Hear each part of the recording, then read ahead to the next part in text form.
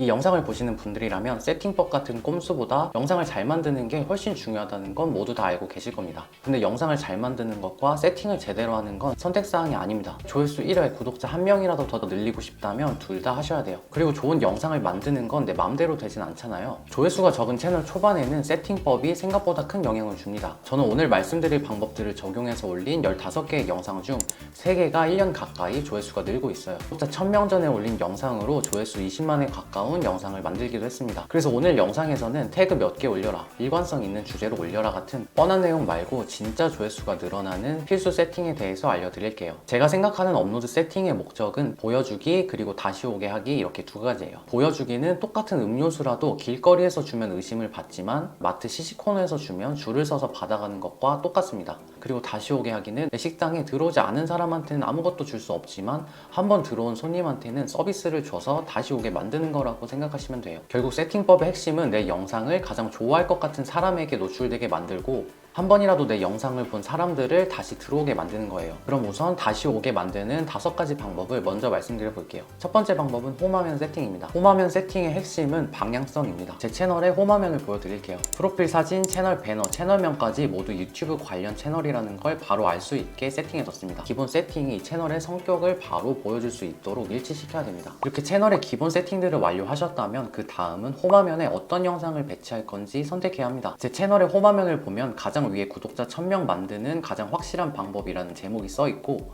영상 1개가 올라와 있습니다. 그리고 이 제목을 홈화면에 설정하는 방법은 재생 목록을 활용하시면 됩니다. 재생 목록에 1개의 영상만 넣어두면 재생 목록의 이름과 해당 재생 목록에 있는 영상이 보이게 됩니다. 가장 위에 올라와 있는 영상은 제가 시청자에게 가장 보여주고 싶은 영상이에요. 영상을 이렇게 1개만 올려둔 이유는 선택지가 많으면 오히려 선택을 받을 확률이 낮아지기 때문입니다. 그리고 그 아래는 인기 동영상을 넣어뒀어요. 제 채널에서 가장 조회수가 높은 순으로 영상이 보여지기 때문에 새로 들어온 시청자들도 그 영상을 좋아할 확률이 높을 겁니다. 그리고 바로 그 아래는 알고리즘이 가장 적합한 영상을 추천해주는 추천 동영상을 넣어뒀습니다. 그리고 마지막으로 쇼츠를 넣어둔 이유는 긴 영상은 시간이 길어서 부담을 느끼는 분들이 이탈하는 걸 막기 위해서 1분짜리 쇼츠가 홈화면에서 바로 보여지도록 세팅했습니다. 눈치채셨겠지만 채널 초반에 빠르게 성장하는 채널의 특징은 영상의 퀄리티가 엄청 뛰어나지 않더라도 기본기가 잘 갖춰져 있다는 거예요. 초보처럼 보이지 않는 거죠. 채널 초반에 구독자를 늘리기 위해서는 영상의 퀄리티에 집착하는 것보다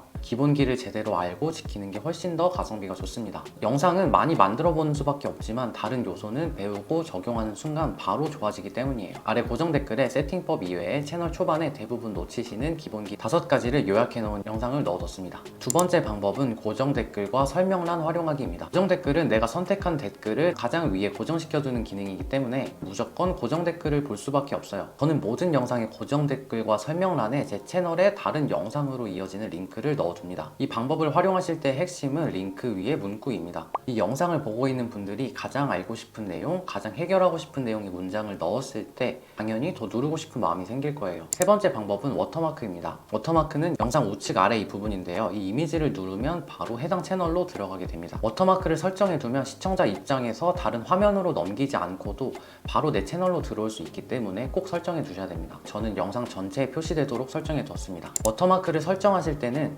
채널명이나 채널의 핵심 주제가 잘 나타날 수 있도록 관련 이미지나 문구를 활용해서 제작해 주시면 됩니다. 다시 들어오게 하는 네 번째 방법은 최종 화면입니다. 여기에 동영상, 재생 목록, 링크, 구독 등 여러 요소를 넣을 수 있습니다. 그런데 저는 최종 화면에서 고정적으로 딱 1개의 동영상과 구독을 할 수 있는 링크 이렇게 2개만 넣어두고 있어요. 선택지가 많아지면 오히려 선택을 받지 못할 수도 있기 때문입니다. 저는 최종 화면에서 추천되는 동영상을 개별적으로 선택하고 있는데 보통 가장 최근에 업로드된 영상을 넣고 있어요. 만약 여러분이 특별히 보여주고 싶은 영상이 따로 없다면 현재 채널에서 가장 조회수가 높은 영상이나 시청자 맞춤을 선택하시는 걸 추천드립니다. 마지막 5번째 방법은 채널 소개란을 활용하는 거예요. 정말 많은 분들이 놓치고 있는 부분입니다. 채널 소개는 내 채널이 어떤 채널인지 나는 어떤 사람인지를 시청자에게 알려줄 수 있는 거의 유일한 부분이에요. 채널 소개까지 클릭했다는 건 내 영상에 엄청난 관심을 표시한 겁니다. 그러니까 이 부분에서 시청자와 더 가까워질 수 있도록 최대한 정성스럽게 작성해 둬야 됩니다. 특히 더보기를 누르지 않아도 첫 2줄은 기본적으로 보이기 때문에 첫 줄에 이 채널이 어떤 채널인지 방향성을 확실하게 나타내주는 한 문장을 써주세요. 그리고 채널 소개란에서 잊지 마셔야 될 게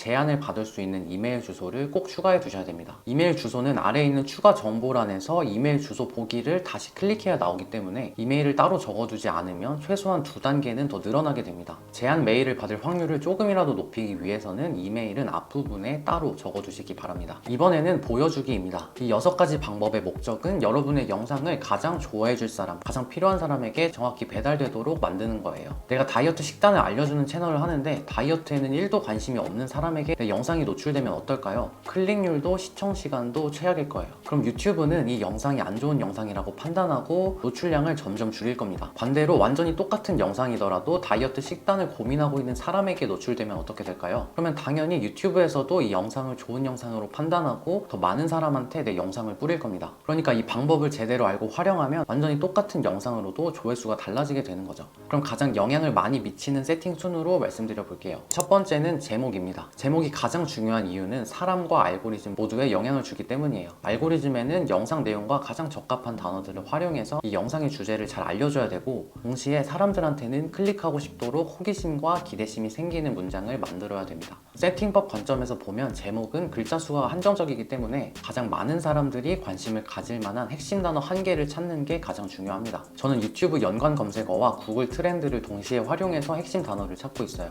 예를 들어서 다이어트 관련 주제 채널을 운영하고 있다면 유튜브에서 가장 큰 주제를 검색해 보는 거예요. 이 경우에는 다이어트를 검색하면 될 겁니다. 그러면 유튜브 검색창에 아래 연관 검색어들이 추천됩니다. 이 연관 검색어들 중에 내 영상의 내용과 연관성이 높은 단어들을 구글 트렌드에서 비교해 줍니다.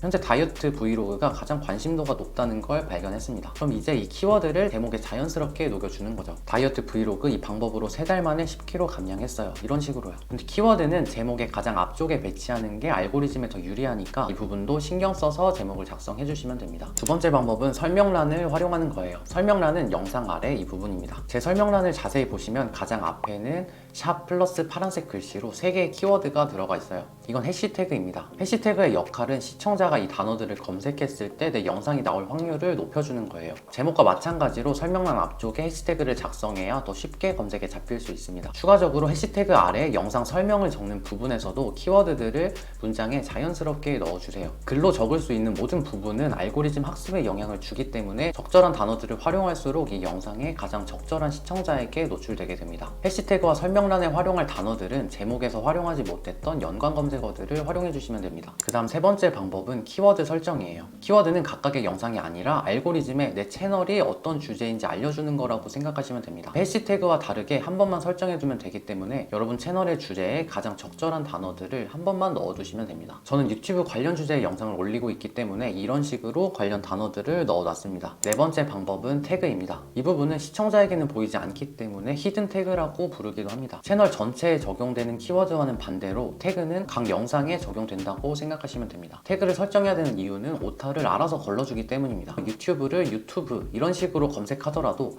태그에 유튜브라는 단어를 넣어두면 알아서 내 영상이 노출되도록 해주는 거죠. 한 번만 추가해 두시면 추가적으로 설정하지 않아도 되기 때문에 모든 영상에 해당되는 키워드들은 이 부분에서 추가해 두시면 됩니다. 다섯 번째 방법은 챕터입니다. 유튜브를 보시다 보면 영상 아래 소제목이 나눠져 있는 걸 보신 적 있으실 거예요. 이 부분을 챕터라고 합니다.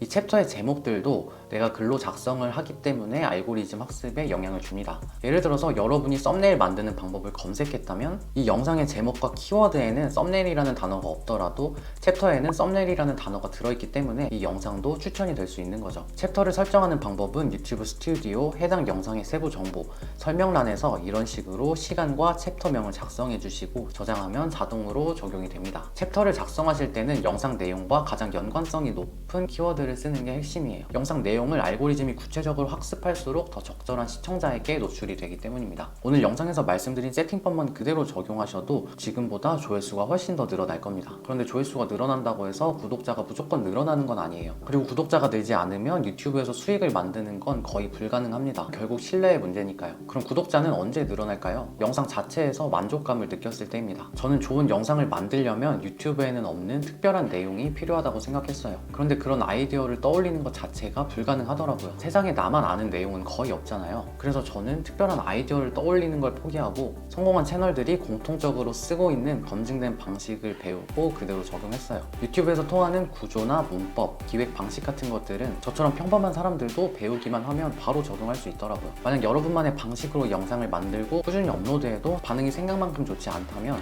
고정 댓글에 있는 영상을 참고해주세요. 10분짜리 영상이지만 영상에 나온 5가지 방법만 그대로 적용하셔도 지금보다 최소한 3배 이상 빠르게 구독자가 늘어날 겁니다. 오늘 영상도 끝까지 봐주셔서 진심으로 감사드립니다. 다음 영상에서 더 유용한 정보로 찾아오겠습니다.